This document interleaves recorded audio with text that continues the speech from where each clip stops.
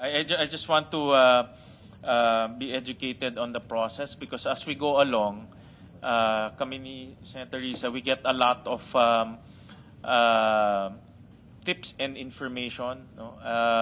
Especially when the real identity of Alice Go came out, no? Si Go Huaping. Kaya mayroong mga tips na lumabas sa amin at papakita ko ito para makatulong rin sa inyo. Apparently, si Go Huaping or si Alice Go hindi lumaki sa farm. Hindi rin siya homeschooled. Nag-aral ho siya. And I'll show you the proof.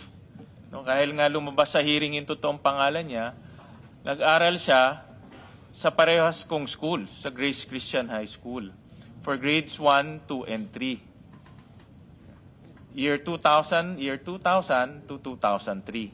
No? So, hindi siya homeschool ni Rubilin. Nag-aral ho talaga ho siya. No?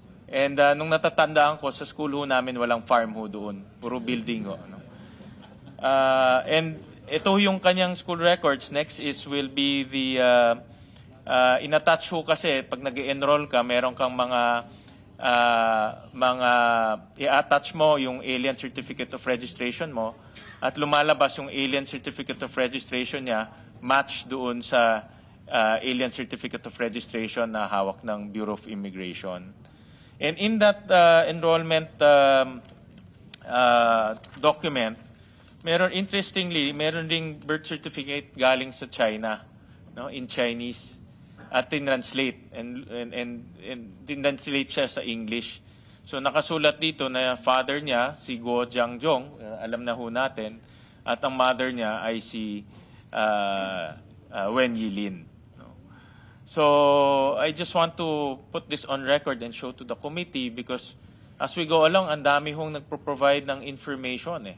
Kasi nga lumalabas yung totoong identification at gusto ho namin din magamit. Sayang naman itong mga pieces of evidence, gusto ho namin magamit para lalong tumibay yung kaso na ifina-file po ng ating Solicitor General.